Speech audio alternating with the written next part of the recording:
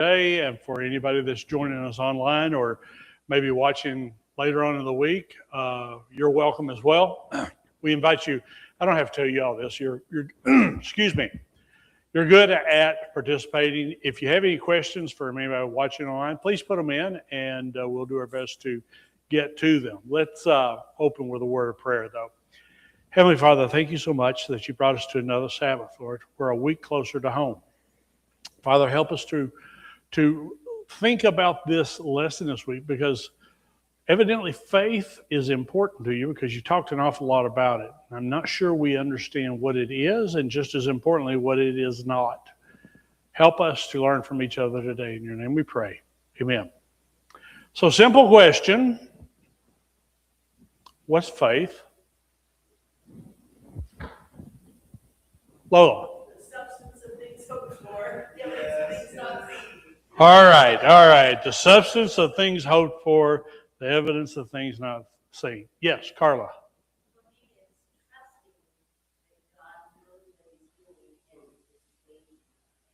Okay. All right. Good. Anybody else? Give me one more. Yeah. Okay. Now, I want to kind of go more on the route that Lorna went. Give me a definition of faith that has no religious connotations at all. Yes? A belief in something even though I don't know exactly how it works. I have faith in when I can switch the electric school on. I have no idea how that works. That's the exact same example that I have. I start my car, it starts. I have no idea how that works. Okay. But I have faith in it. Okay. Anybody else got a different one with no religious connotations whatsoever? The sun will come out tomorrow, right? That's as far as I want to sing up front.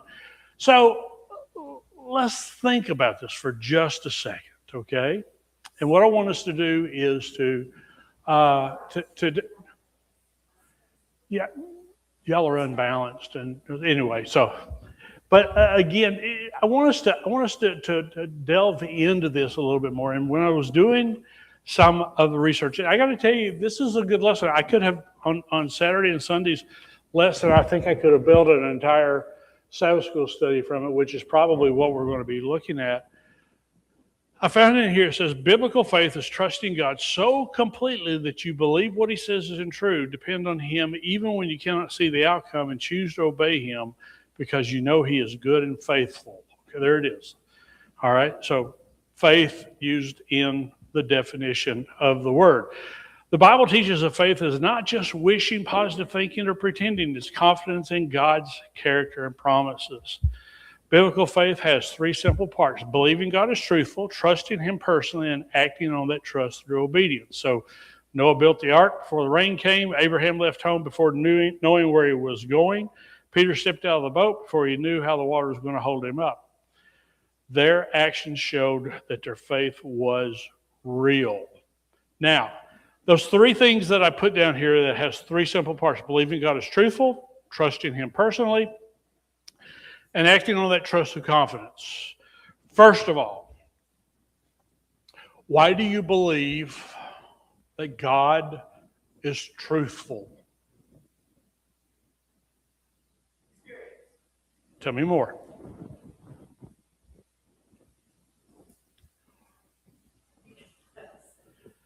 the Bible tells you that when you trust and you believe and you pray, that God will work things out for his best and your best. Okay. And so there have been times in my life that we prayed and things worked out the best.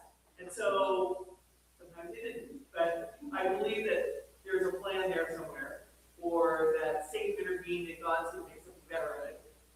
But that experience over and over and over makes me believe. Okay. So let me take the opposite side. I saw you move your hand there. So I'm coming to you. That happens to people all the time, whether they have faith or not. I mean, that people who have a good disposition, have a good outlook on life, it's kind of like, yeah, it'll be okay. Do you believe in God? No, but it'll be okay. So what's the difference? I'm not disputing what you're saying, because I hold on to that as well. Robert.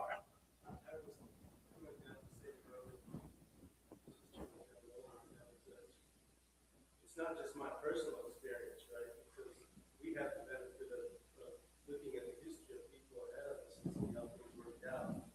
And I think that sometimes it's better to look at that for me than to look at my own personal situation. Because sometimes you say, you pray for the thing, it might not be the right thing to pray for, but you're praying for it, and it doesn't work out.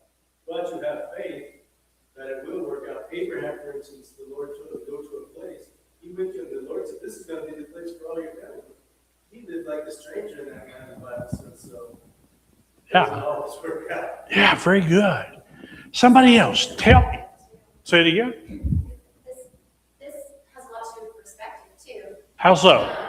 Or like if you say people who don't believe in God still think things can turn out for the best.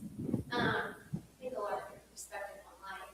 But I think it's really interesting, this is a side note, but on all of the stories that you mentioned, that maybe not all, but I think all the stories you mentioned, God directly told these people, do this, and here we are, and we are not hearing direct messages from God. And so I feel like, how do we know then, are we acting on faith, or are we creating this faith? Because you hear people justify, like, oh, the Lord told me to blah, blah, blah. And like, it seems like you can kind of just say that for anything that you want to happen. The Lord has a message for me to tell you, and it's usually not very good. But also, if God told us directly, would we still not have the faith? Like, would we still doubt it? All right, so this is important. This is what I was counting on for you guys to do. This is awesome. Jesus. Did Jesus talk to people face to face on a regular basis? How'd that turn out for the leaders of the Jewish religion? What was their question all the time? Show us a sign. Show us a sign. Well, here's your sign. He raised the dead. He healed lepers. Peter walked on water. How many signs do you need? And again, Liz is bringing up a really good point. There have been times when I have prayed to the Lord, tell me what to do and I will do it, and I heard crickets. But that doesn't mean that I was left alone. So yes, God came and told all three of those people. I'm not sure how he did it with Noah. I'm not sure how he did it with Abraham. We know Jesus said, come on, Peter. But he did the same thing to other people, the rich young ruler, is what do I have to do to be saved? Do. And Jesus said, sell everything you got, come follow me. Okay? Nope, that's too much. So again, that's part of it. So that's very, very good.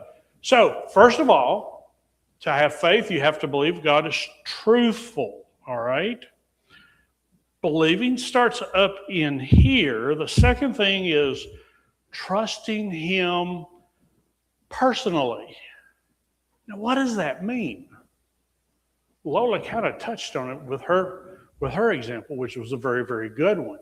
But what does it mean to trust God personally? Robert. So Hebrews 11:6 says that we must believe that he exists and that he rewards us. So if you can't get to that place where you think that he exists, you got a problem. Because all these other things are just random things coming together that sometimes work out for you, and sometimes they don't work out for you. And I think I'm glad you're teaching. Because how do you teach a person faith? The belief is not enough, you need the devil to be in the temple. Okay, all right, this is good. Yes. Come on. My belief, faith is, first of all, there are different degrees of faith. And there's a continuum in that Robert said, you have to believe that God exists.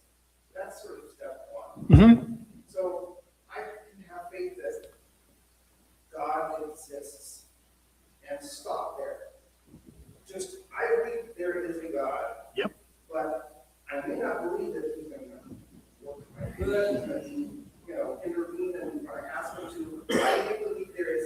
Mm-hmm. right? And then our journey of faith takes us into a relationship with God. And in that relationship, we begin to build our faith. And experientially, and perhaps anecdotally, what we're hearing from others, the things that we're seeing. Anyway, I'll leave it there, but I believe that it's a journey that developing faith over time. And that's okay. I don't think you have to, on day one, No. have full 100% faith. In fact, I would go a step further and maybe be a little provocative. I think you should be a little, I think you should ask questions. You should not just accept something because someone who's a man of faith told me that, and so therefore I'm going to believe it. So, perfect. See, this is why this class is going to be easy to teach, because we have folks like him here. So, again, here's the thing, not a political statement, more of a historical statement. My favorite president of my lifetime is Ronald Reagan. He did a lot of good things. He was a politician, but he did a lot of good things. And the phrase that he is well known for is trust, but verify. Trust, but verify. And I believe that's scriptural. And I believe what you just said is so critically important, because God himself says, come now, let us reason together. God himself is okay with us going to him and saying, now wait a minute. Look in the book of Job. Look in the book of Job. Job had lots and lots of questions for God that God never ever answered. We get the answers, but Job never got the answers. But God never criticized. So what you said is so critically important, that there is a point of where you have a cognitive knowledge of God. It's, as educators, we know about scaffolding. You don't start out teaching the higher level concepts. When you were teaching in dental school, hopefully you didn't start teaching people about pulling teeth on the first day. Hopefully you did a little bit on some numbing and pain relief before that. But again, we build on the knowledge that we have and the knowledge that we use. Robert. One of the nice things about thinking about it as a journey is that the journey is not always direct from A to B. You can have some crazy turns. Look at Abraham, they all kind of got off the path a little in their faith journey, if you will. Even Peter, right? And that is a key thing to remember. We don't start at the top, and our journey is going to be, for most of us, maybe yours has been a straight line, mine is not, but it's been zigzag and it's been up and down. So remember, first of all, we talked about believing that God is truthful. Second of all, trusting him personally.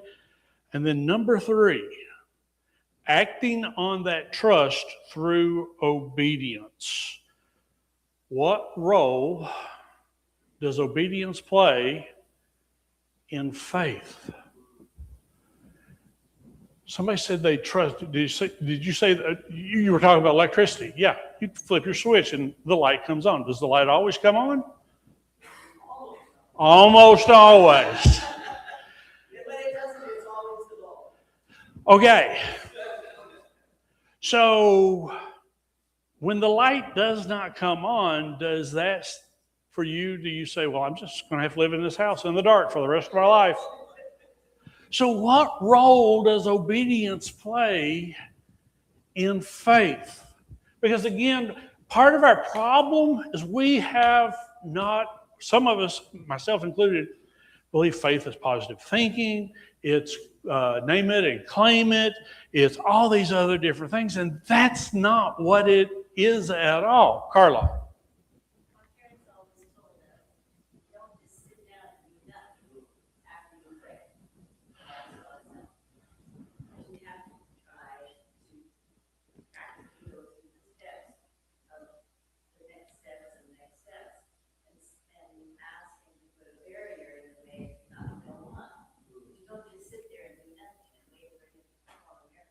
Yeah, very good. So I had a dean once when I taught out in Kansas, and I was thinking about coming back to Kentucky and moving into a state job, that government job I'd never done before. And I went to her because she was a good Christian lady. And she said, you pray, and then you put your sail up, and you wait for the wind. And you watch where God's wind comes from, and then you do that. And it's very much exactly what you were just trying to say. So thank you, Robert. So when that barrier is Okay. see, when do you do that? So again, here's the thing. Barriers come from the Lord. Barriers come from Satan. When we hit that wall, poof. How do we determine, do we go through it? Do we go around it? Or do we just hang out and wait a little bit?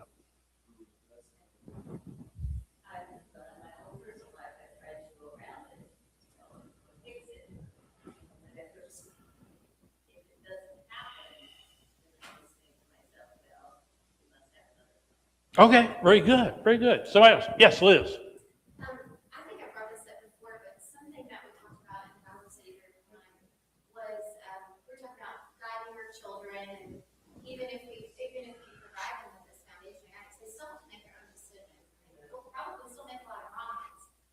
But we talked about having faith that because God is good and way more powerful than we are, we really can't screw up His plan. Nope. So that gives me faith in like my human decisions of do I go through the sea, do I go around it, do I wait? Well, no matter what I do, I can't mess up His plan. That's exactly right. He can always work around it for me, I feel like. So that gives me a little bit of peace in my human brain. I'm the king of memes. I love sharing memes because there's a lot of wisdom. And I saw one at one time that said, when God came up with a plan for your life, He factored in your stupidity. And on the bottom it says that's the most comforting statement I've ever heard. Jack. I think Abraham's a good example where we think this is the plan, so we make it happen. Yep. It doesn't happen. Granted, it didn't have a lot of pain afterwards. Even today. God still comes around and makes it happen, like Liz said. Yeah, you're exactly right. And this is why, much like you just said a while ago, is that we don't start up here with our faith. We start out down here and we test, we see things. And as we begin to see that God is trustworthy, now we can try more things. And here's the thing. There was a word in here. In number 2, actually 3 words, trusting Him personally. Lorna, most of the time do you trust Robert except when he's up here in front and he's using it as an illustration? Yeah. I think we trust our spouses. One of the things that I learned through some really, really hard things was when we had a big decision and Burley would just simply say, I don't think it's a good idea. I would go, that's a great idea. No, it wasn't. And now today, when she says, I don't think it's a good idea, we're not doing it. Because I trust her. I know her relationship with the Lord. And so again, if we get to know God, just like what you were saying, Jack, had Abraham known God to the degree, he had a great relationship, much higher than I do with the Lord. But even then, Abraham messed up. And we're suffering the consequences of that mistake even today. But God's plan, Liz, was not thwarted. It was not changed out. Now, let me ask you, why would God ask you to obey before you can see the outcome? We just buried Rhonda. She was a young lady. She did a lot of good things. We prayed for her. How we wanted our prayers answered did not come about. And we've all faced something like that in our lives. How do we trust God when this is as far as we can see and God's plan is way out here? Liz. I think of that as a child and father, child and parent relationship. That, although I don't know, my kids still don't seem to trust me. But I'm a human and I've messed up and I've sent them to school with the wrong outfit on dress up day. And but God hasn't done that. And I feel like, just thinking about as a parent, how I feel that I know more than my children. Brad and I together, we want them to trust us because we have more experience and more knowledge than they do. And they don't always understand why we make Absolutely. But, we know that it's for their good because we are their parents and we love them. And we know they may not always understand. So I try to think about the fatherly role of God, obviously, and that he really is only doing anything because he loves us. Even Absolutely. if we still don't. Say that again. Please say that again, because that is the Liv's Revised Standard Version. Say that again. He's only doing anything because he loves us. And that is what we have to remember. God is never going to stop loving you, Robert, no matter what you do. And he's not going to love you anymore, no matter what you do. Earl.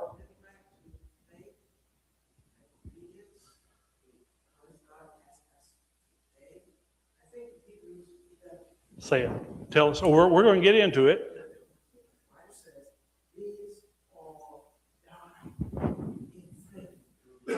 Not sin.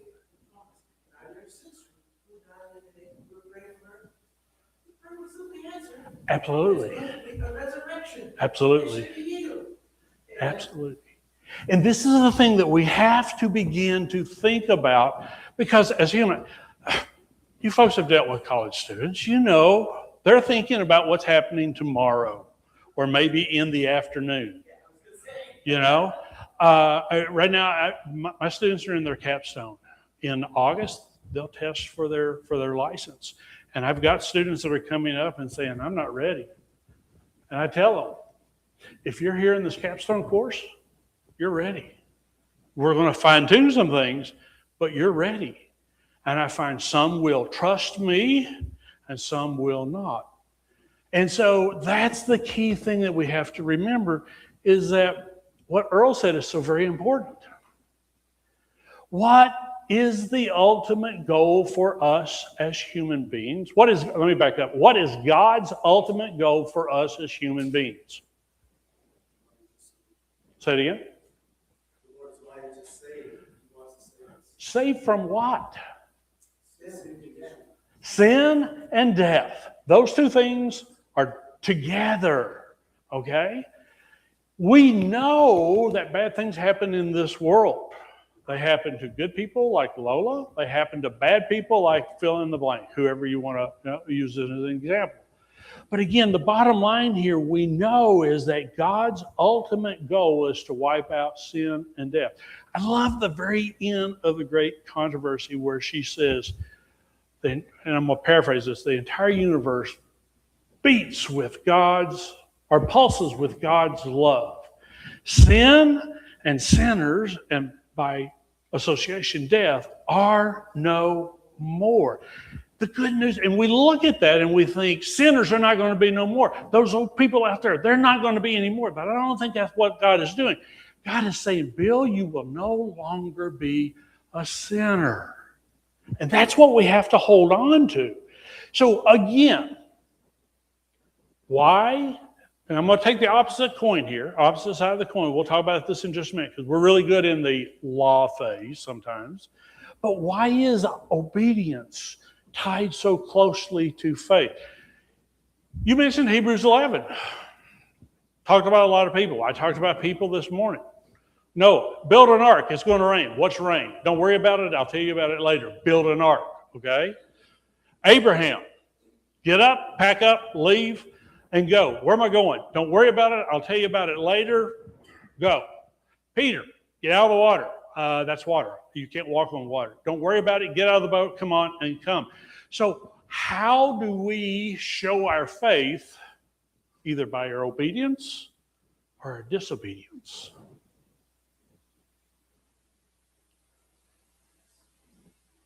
Go ahead. The evidence that faith is genuine. Yes. Faith without works is dead. Mm-hmm. I love the illustration, when we use that, you got faith and you got works, and many times it's kind of like, I got faith, or I'm going to obey, I got my works over here. And the question I always ask is, Liz, you got 2 legs, which one would you like to lose?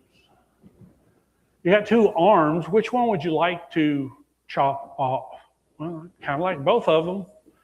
And that's exactly right. Faith and works go together, okay? So as we dig into this just a little bit deeper, kind of think about that. Let's talk about something that we see today. How does biblical faith differ from blind faith?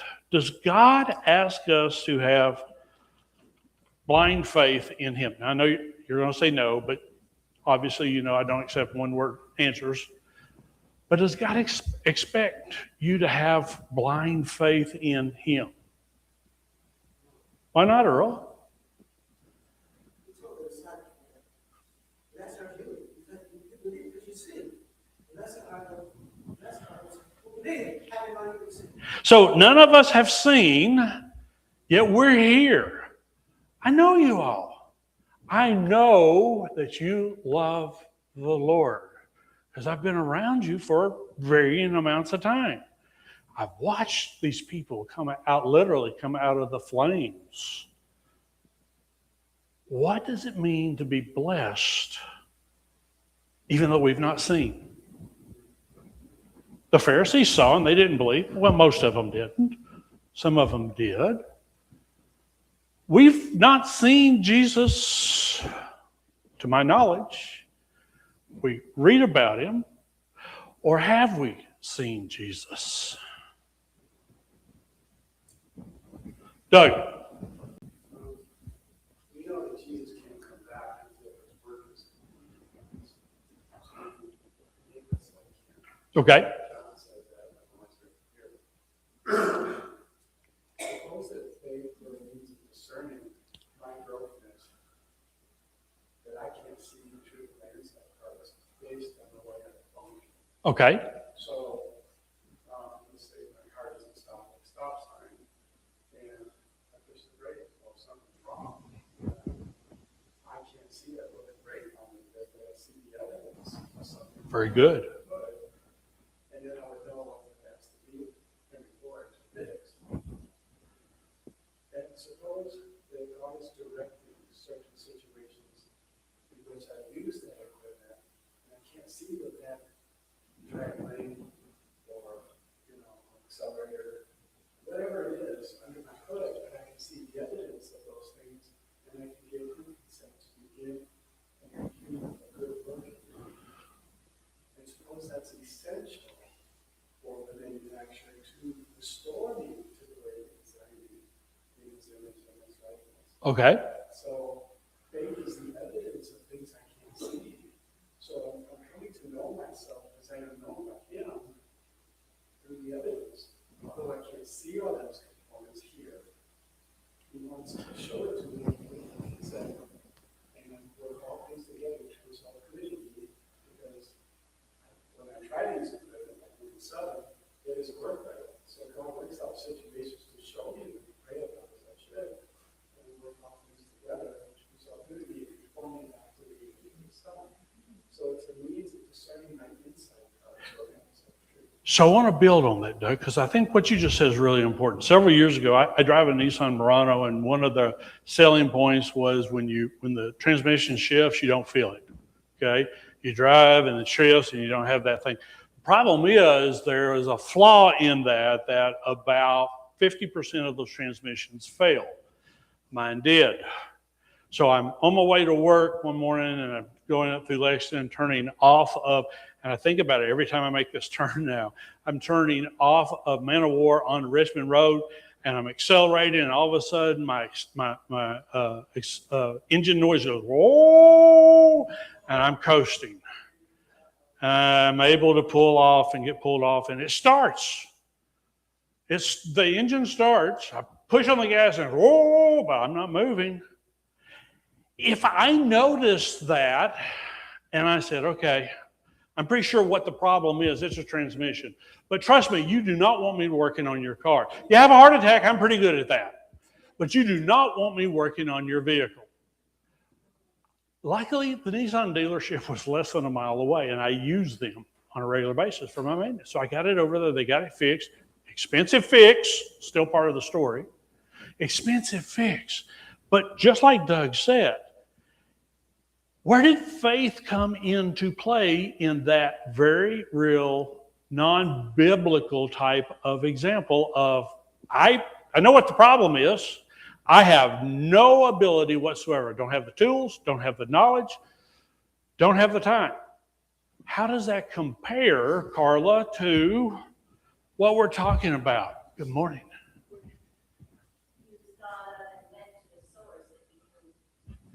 Okay.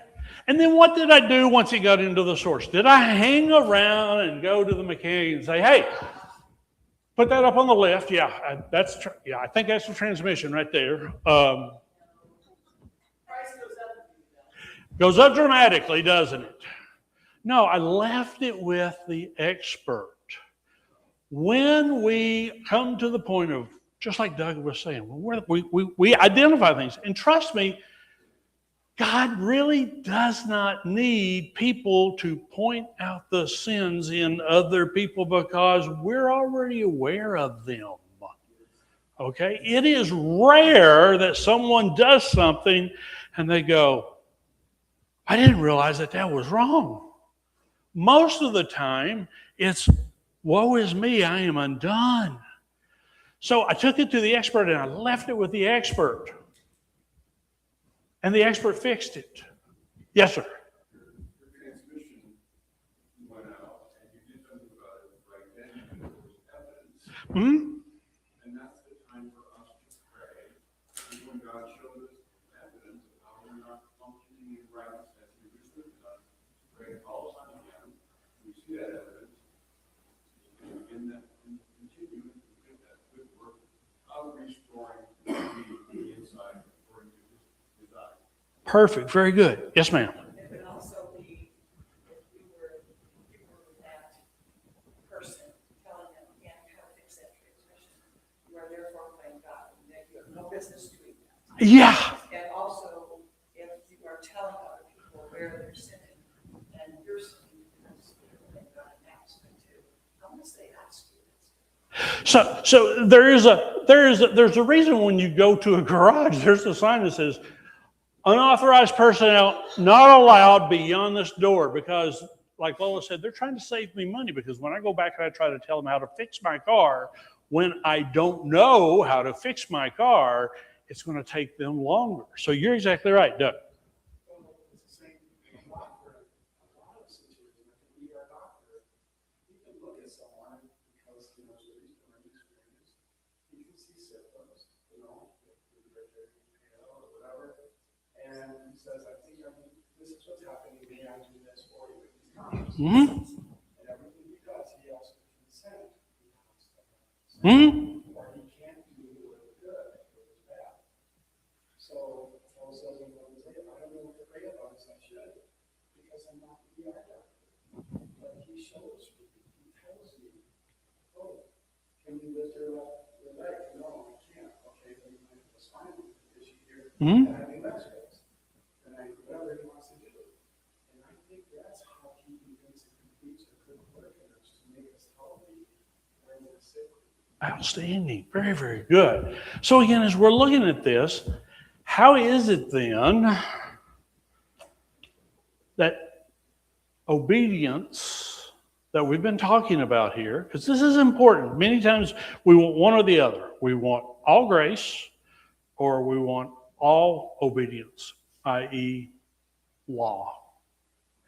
How does obedience strengthen your faith over time? My example, if I have problems with my Nissan, I had already been taking it to the Nissan dealer. It costs more, but I trust them. And so I knew, okay, I got to get it to them, nobody else. How does this, Earl, lead us that when we have problems, and trust me, if you're not having them now, hold on. How does that help us to do, just like Doug said, and go to Abba? Go to Abba. Why does that obedience help us to do it easier? Yes, sir. The better question is, how is it that giving consent, for him to do that work, and strengthen this process over time, rather than just being obedient, but I'm actually, when he shows me some place in me where I'm messed up and broken, I'm functioning poorly in my relationships, and I say, Lord, help me I'm seeing there's something inside me that is broken. You fix it. And so as he continues to do that process with me, I see that he is doing that work inside me. My relationship is growing because I'm viewing people according to his view, and treating them according to the value that he placed on them, as opposed to viewing them according to their condition as people view them. Outstanding. Yeah, so what you're doing there is that you're taking and putting in place an entirely new standard, and the standard is God the Father. And we're looking at what he is doing, and now that faith, that relationship becomes even more personal and much more tighter. How does obedience, though, get in the way of faith? There's the flip side of the coin. Carla. I believe it's when we stay in the Bible, Ooh. get over into the passive side of that, and I don't remember the comedian, but he was talking about this license plate. God is my co-pilot. It's kind of like, he said, that's the dumbest thing I've ever heard of. Shouldn't God be in the pilot's seat, you know? And, you know, in that situation. So, yeah, very good. What else? Yes? Forced obedience produces the heart of a rebel. Ooh.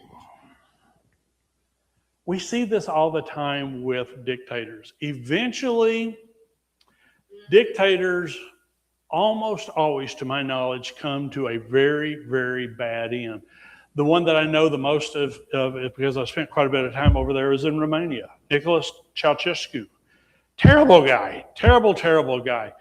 And did you know that on the day that he was captured, the pilot of his helicopter purposely put it down on the ground so he could be captured? I don't know if he's still alive or not, but is or was a Seventh-day Adventist. And so, you know, I can remember long before I began to go into Romania, I saw those pictures and heard the things that he did, and saw the things that he did with children. And then once we went over there, saw the things that he did, and he was just a bad person. And they rebelled and finally said, enough is enough. And he came to an end. That's not going to happen with God. Robert? I think sometimes obedience for us, we see it as a checklist. We're doing everything right, and so in our minds we fool ourselves into saying the prize is going to be heaven because I was able to do all these things right. When in fact we're just getting all out of grace. We're just trying to get out of order. You're exactly right. Obedience is important for sure, but it's not the thing that's going to save us, right? Why do you most of the time obey Lorna? I'm afraid of it.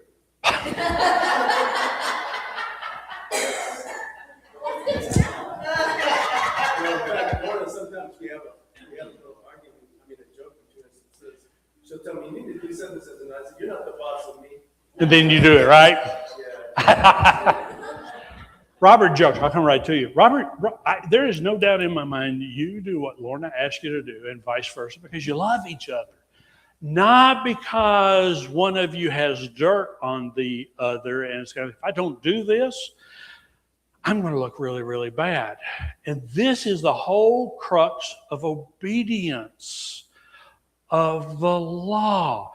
The law exists solely and purposely for the only reason to point out our flaws and take us to Jesus. If we use the law by itself, we wind up like the rich young ruler that we talked about again at the beginning. Lord, what must I do to be saved? And I love I don't remember which book it's in. It says Jesus looked at him and loved him. I find such great comfort in there that this guy was literally doing everything he thought he had to do. And it wasn't because of that, but Jesus still loved him. He said, yeah, one thing left. One thing left. And he wouldn't let it go. Let me come over here and then I'll come back to you. Pharisees thought they were quite obedient. Absolutely. I mean, look at it. They crucified the Son of God. They did not let God change them on the inside, which even like you see in churches, guilty of, right? Mm-hmm. Not letting God Well, Pharisees were very, very obedient in the fact that we got Sabbath coming. We got to get the Son of God down off that cross before Sabbath gets here so that we can worship God. Did you hear the stupidity of that statement? The thing is, though, I do that myself. I was gonna say, to me, when I hear the word obedience, it almost has a negative connotation. Mm-hmm. Because it's a forced behavior that is not organic or welcomed at all to do. And when you're forced to obey, like, tell kids, just obey, whatever, then we, Because I said so. guess because I said so.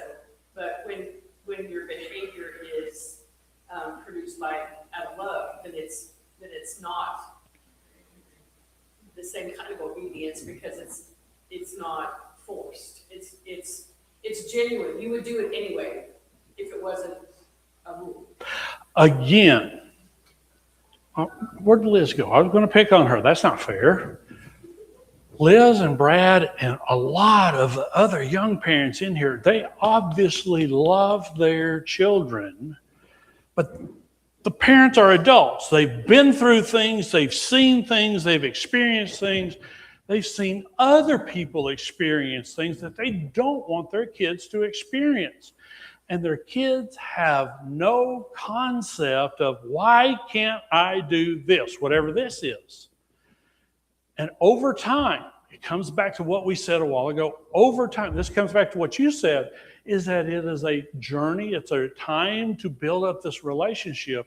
If the parents do the best that they can do under the direction of the Lord, the children, most of the time, will begin to recognize them as, Mom and Dad love me. Now, that may not happen until the kids are in their 60s. So for the young parents, I'm not going to give you a whole lot of encouragement right now. But with God, time doesn't really matter. It's kind of like, I get what Brad was trying to do. I get what Mom Liz was trying to do. And therefore, now I want to do the same thing with my kids, and it becomes a perpetuation. Doug. Well, using the car analogy again, Henry Ford created his vehicles to not run stop signs. Okay? So, drive a car, just in the right condition, you will not run stop signs. Right. Stop signs. But suppose the vehicle was told Henry Ford to go away with it not maintained and then run by people. Then here's the letter of the law. So, Henry Ford wants to communicate to those cars where they're broken. So the law still stands of how they were functioning right. Mm-hmm. You shall not run stop signs. You shall do this, you shall not do that. But now he has to communicate to something they don't know to pray about as they need to, as he just says. So he works out situations to show them what they need to do. Okay, so when you put that stuff there and the vehicle pushes the brakes, it runs a stop sign. Oh no, please forgive me, report. Okay, that's good. You provided that. Yep. That's praise. But then, should I just keep pushing broken brakes? Will I function any differently? Suppose the right action of the will is not to just keep pushing the brakes, because the evidence is it's not going to do any good. But to yield to his voice and show me those broken brakes by faith, and to make right by faith the thing that's unrighted is broken. So that would be the core definition of rightness by faith, of paying attention to the evidence where I don't love someone. That's not the way you design how you should do.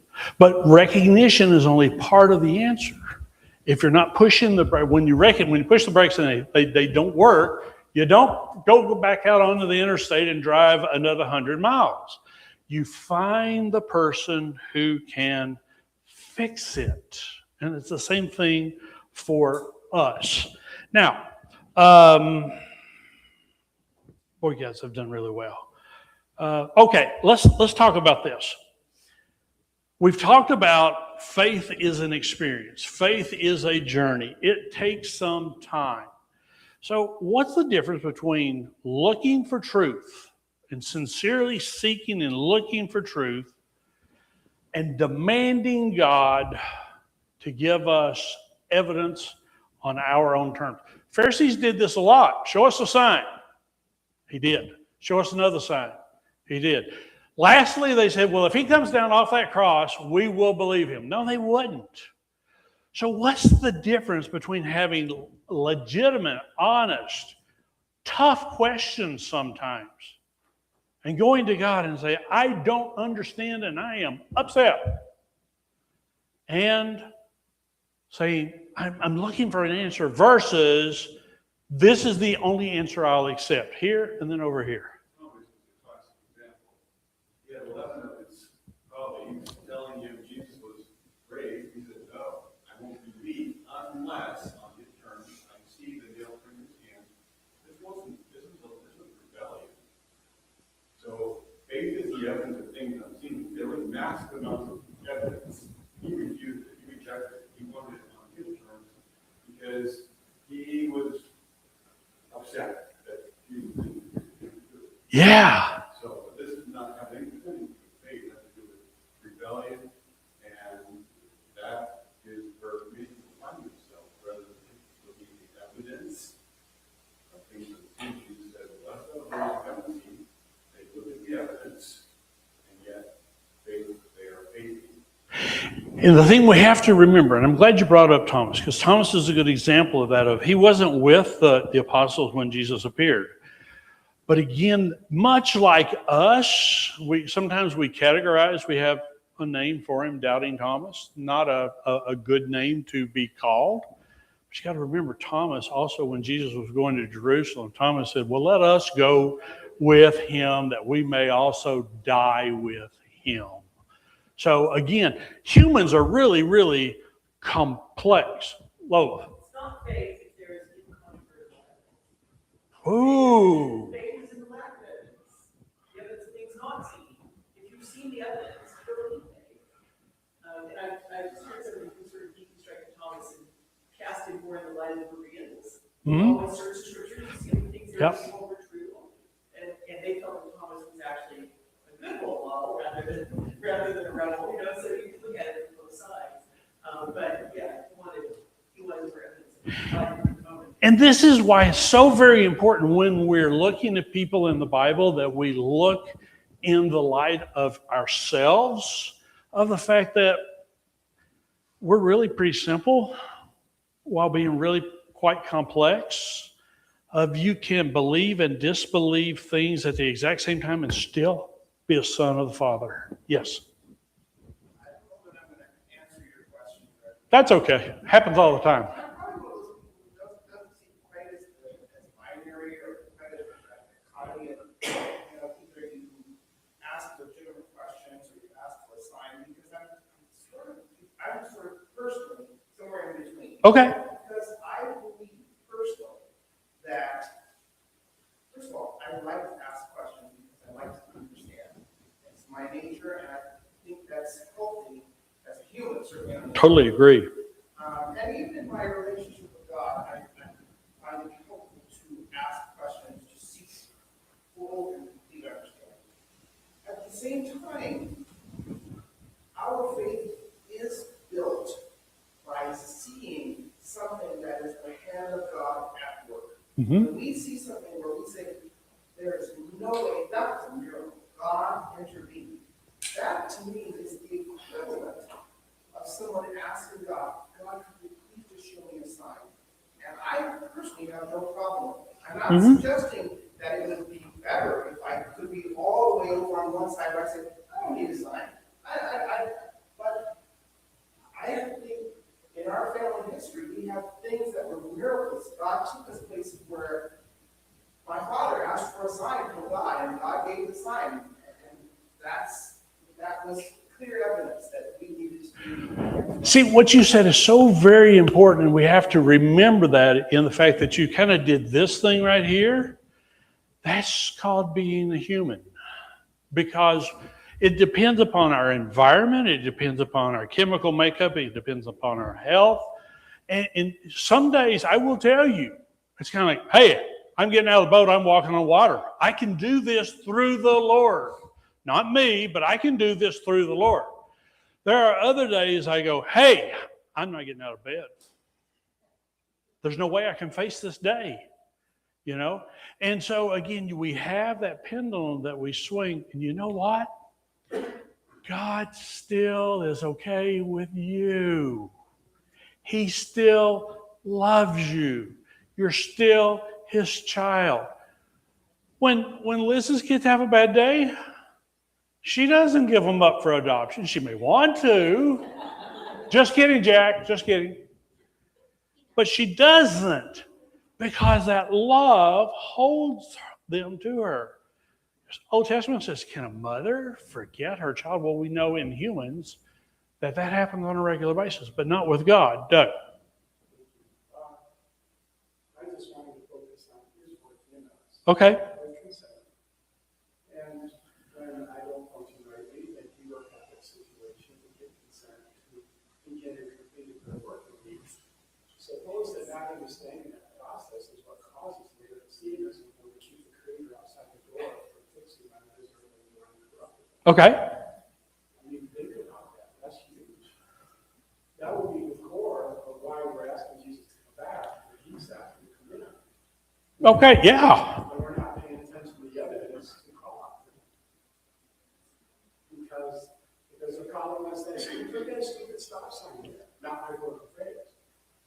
And he says that if we don't pay attention to what he's not going to fix in us, then we will spew us out, which is not a good thought. So Doug just said something that to me is brilliant. What if it's not all about coming back and taking us to heaven? But what if it's all about him coming back and residing in us? And we have the choice of whether that happens or not. And that's part of our obedience. That's pretty much the only thing, Andy, that God says, I'm going to give you permission to do. You can choose me or not, and I will respect. The cool thing about this is we're kind of coming up towards the end. The cool thing about this is that on the days that we do not choose the Lord, he doesn't do this. I'm out, I'm done. We may walk away from God, but eventually something's going to get our attention. It's an illness, it's a death, it's a loss of a job. Most of the time, and I would dare say almost all the time, it's nothing pleasant that gets our attention. And we go, what are my options? I can remember when our middle son shot himself. And we were on our way up to Erlanger from Calhoun, and Erlanger's in Chattanooga, up to the trauma center. John Swafford was with us, good friend. He's been with us through almost every one of our disasters. And I said, John, you know, I'm the kind of person, I'm always looking for a better way.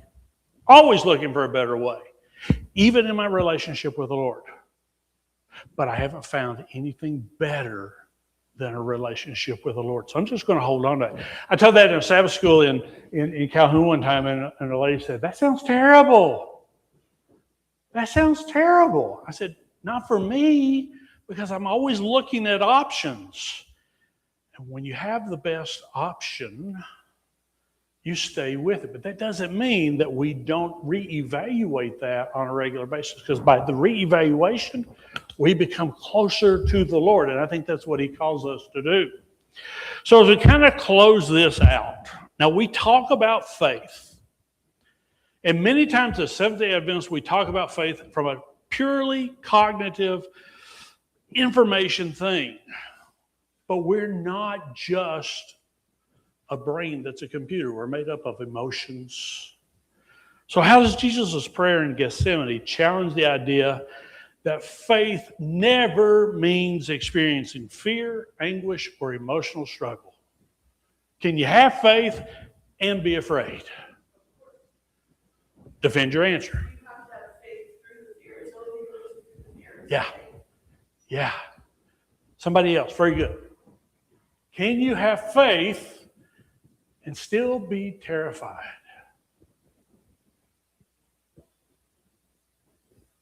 Boy, you got quiet. Burley. Was Christ not